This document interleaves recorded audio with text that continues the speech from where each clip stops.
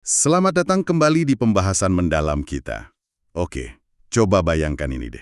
Suatu pagi, seluruh negara Anda bangun tidur, dan tiba-tiba dalam semalam, gitu aja, aturan nyetir di jalan raya berubah total.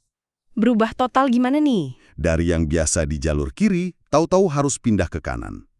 Kebayang gak sih kacaunya? Wah, itu sih... Nah, ini beneran terjadi loh di Swedia tahun 1967. Namanya peristiwa Dagenha. Hari itu katanya jalanan penuh bingung, klakson di mana-mana, banyak yang nyaris celaka. Pasti.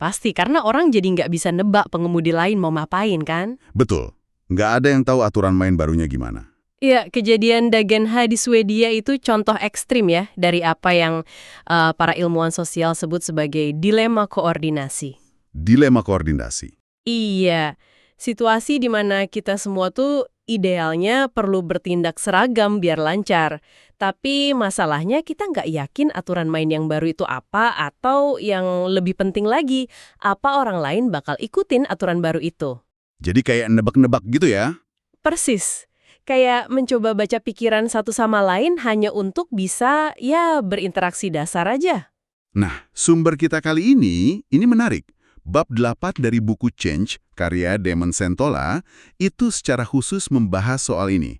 Fokusnya pada norma sosial. Ah, norma sosial. Iya, aturan-aturan tak tertulis itu loh, ekspektasi kita bersama tentang gimana sih kita seharusnya bertindak dalam situasi tertentu. Nah, norma ini dilihat sebagai solusi kita buat dilema koordinasi tadi. Betul. Solusi yang seringkali nggak kita sadari. Tapi ya itu, seperti yang nanti kita bahas, solusi ini juga yang bikin perubahan jadi, terasa sulit banget. Mari kita bedah bareng ya.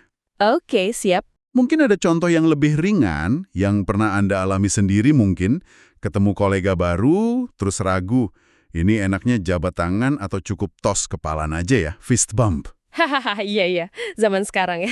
Sumber kita nyebut cerita Chris Paget, dia executive coach. Dia cerita gimana mendadak jadi gampang gitu hadapi norma sapaan baru ini. Pasti Anda pernah ngerasain deh, mikir-mikir di kepala. Kalau salaman kaku nggak ya? Kalau tos, terlalu santai nggak sih? Taruhannya kesan pertama soalnya. Itu dia. Dilema sekecil tos kepalan itu aja udah nunjukin betapa pentingnya ekspektasi bersama, atau iya norma tadi. Ada analogi bagus dari filsuf David Hume. Gimana tuh? Dia bilang kayak dua orang di perahu dayung. Biar perahunya maju lurus, kan mereka harus dayung bareng. Ritmenya sama, arahnya sama.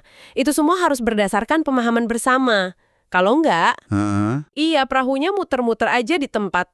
Nah, norma sosial itu yang memungkinkan koordinasi sinkron kayak gitu. Membuat interaksi kita maju. Oke. Jadi norma ini semacam fondasi kepercayaan gitu ya, biar interaksi lancar. Tapi tadi disebut ada sisi gelapnya juga. Iya, ada. Sumber kita nyinggung drama The Crucible, karya Arthur Miller. Itu kan analogi buat perburuan komunis di Amerika tahun 50-an. Waktu itu, norma anti-komunis jadi kuat banget. Sampai-sampai ya memunculkan apa yang disebut mekanisme perburuan penyihir. Orang jadi takut luar biasa. Takut kenapa? Takut dicap simpatisan komunis, takut dicap pengkhianat. Akhirnya, Mereka sembunyiin keyakinan asli mereka. Dan yang lebih parah, mereka malah ikut-ikutan negakin norma yang mungkin sebetulnya mereka benci. hanya biar aman. Betul. Biar nggak dicap aneh, biar nggak dikucilkan. Akibatnya mengerikan. Kepercayaan sosial anjlok, orang jadi curigaan, paranoid, nggak bisa lagi baca situasi sosial dengan benar. Norma yang jelas-jelas merusak, malah jadi awet. Karena ditegakkan oleh korbannya sendiri ya. Yang takut sama konsekuensinya kalau mereka beda. Tepat sekali. Takut dikucilkan, takut kehilangan reputasi, dan sebagainya. Dampaknya serem juga ya. Ini jadi mikir, kenapa sih ngubah norma, bahkan yang jelas-jelas jelek atau udah nggak relevan, itu kok rasanya susah banget ya? Iya kan? Rasanya canggung, nggak nyaman. Kayak belajar bahasa baru gitu ya, padahal udah fasih bahasa ibu. Kenapa ada penolakan sekuat itu sih? Thomas Kuhn, dia nulis soal sains, menyebut fenomena mirip ini sebagai pergeseran paradigma.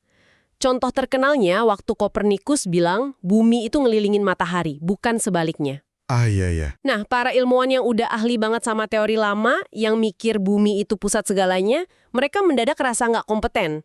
Alat mereka, cara berpikir mereka, pertanyaan riset mereka, kok jadi kayak usang atau salah semua? Jadi merasa bodoh lagi gitu ya? Kurang lebih. Nah, perubahan norma sosial juga gitu. Itu ganggu rasa nyaman kita, ganggu keahlian kita dalam navigasi interaksi sosial sehari-hari. Kita jadi nolak karena perubahan itu asing. Dan ada risiko kita salah langkah atau kelihatan aneh. Oke, jadi mengubah norma itu sulit karena ganggu zona nyaman dan kompetensi sosial kita.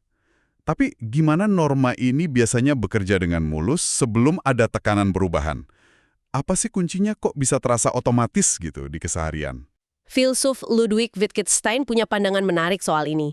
Dia ngelihat interaksi sosial, terutama bahasa ya, itu sebagai serangkaian permainan koordinasi. Permainan koordinasi? Maksudnya? Ya, kita tuh terus-terusan sering tanpa sadar nyocokin tindakan kita berdasarkan ekspektasi kita tentang apa yang bakal dilakuin orang lain.